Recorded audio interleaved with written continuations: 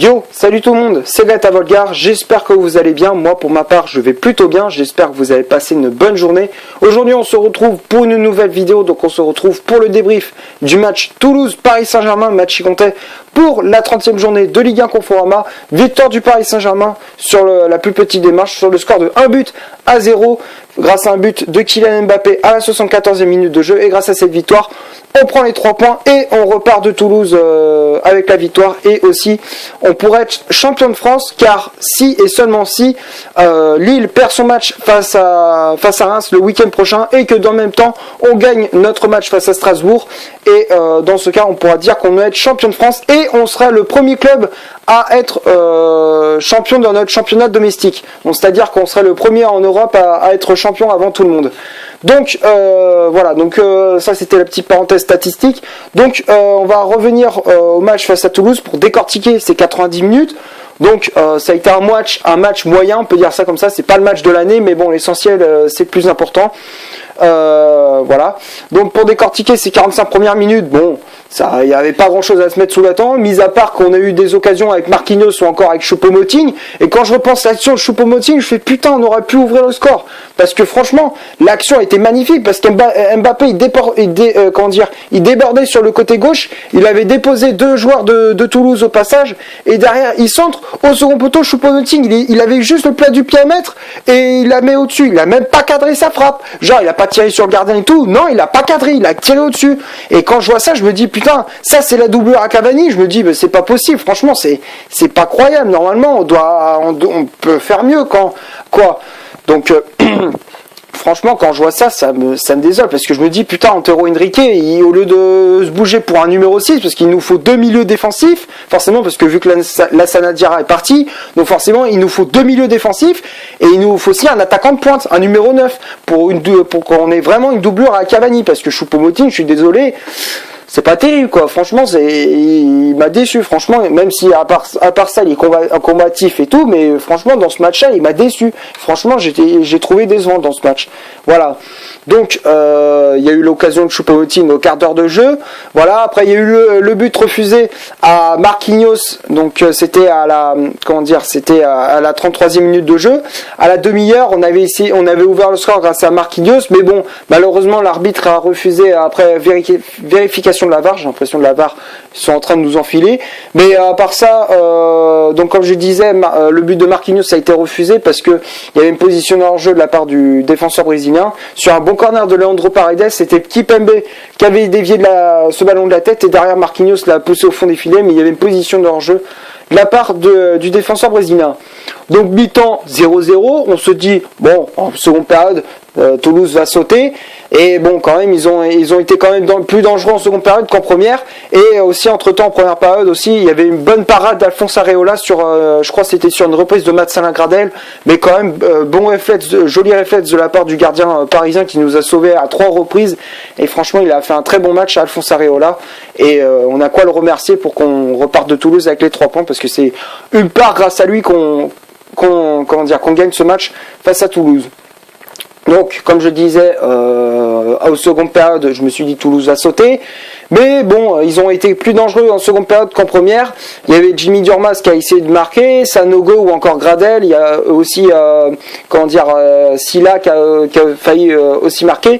Donc on a vraiment eu chaud, donc on s'est dit putain il faut qu'on marque et tout. Et l'heure est venue aussi à la 74e, à un quart d'heure de la fin, sur un bon centre de Thilo Kehrer. C'est Kylian Mbappé qui vient reprendre ce ballon de volée. Avant il a fait un petit contrôle, et derrière il a enchaîné avec une frappe qui vient se loger dans le petit filet de Baptiste Renet, et ça fait 1-0 à la 74e. Et au passage Kylian Mbappé qu'il a inscrit son 27e but en 24 matchs. Franchement, Kylian Mbappé il est en train de battre tous les records dès son plus jeune âge, donc j'espère qu'il va continuer sur ce rythme-là. Donc franchement, ça, même si Neymar et Cavani sont pas là, on peut toujours compter sur Kylian Mbappé.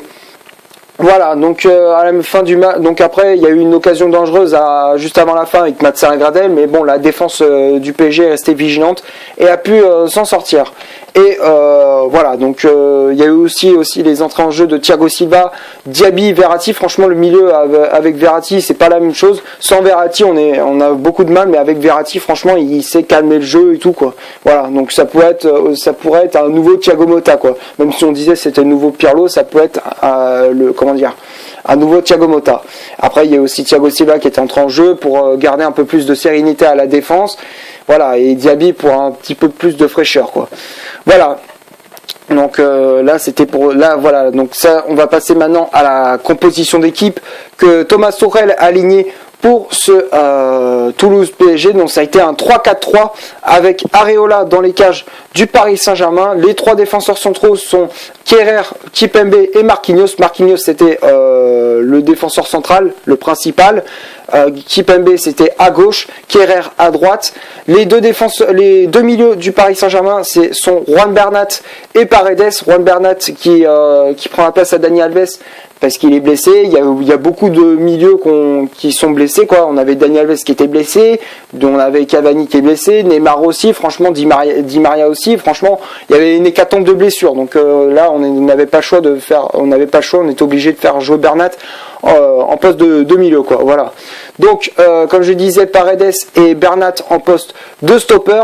Kurzawa, milieu latéral gauche, Dagba, milieu latéral droit, et le trio d'attaque, c'était Choupo-Moting, ailier gauche, Kylian Mbappé en pointe de l'attaque du Paris Saint-Germain, et Christopher Nkunku, ailier droit. Voilà pour la composition d'équipe. Comme je disais, il y avait les remplaçants qui étaient entrés en jeu. Il y avait aussi Thiago Silva à la place de Dagba, Diaby à la place d'Nkunku et Verratti à la place de Lemine Kurzawa. Voilà, donc pour la composition d'équipe. Donc du coup aussi sur la feuille de match, sur le banc des remplaçants, je vois qu'on n'avait que 5 joueurs sur 7. Normalement, maximum de remplaçants c'est 7 et là on en avait que 5 forcément vu qu'on avait une hécatombe de blessures. Donc forcément on n'avait pas trop le choix. On est venu avec les moyens du bord.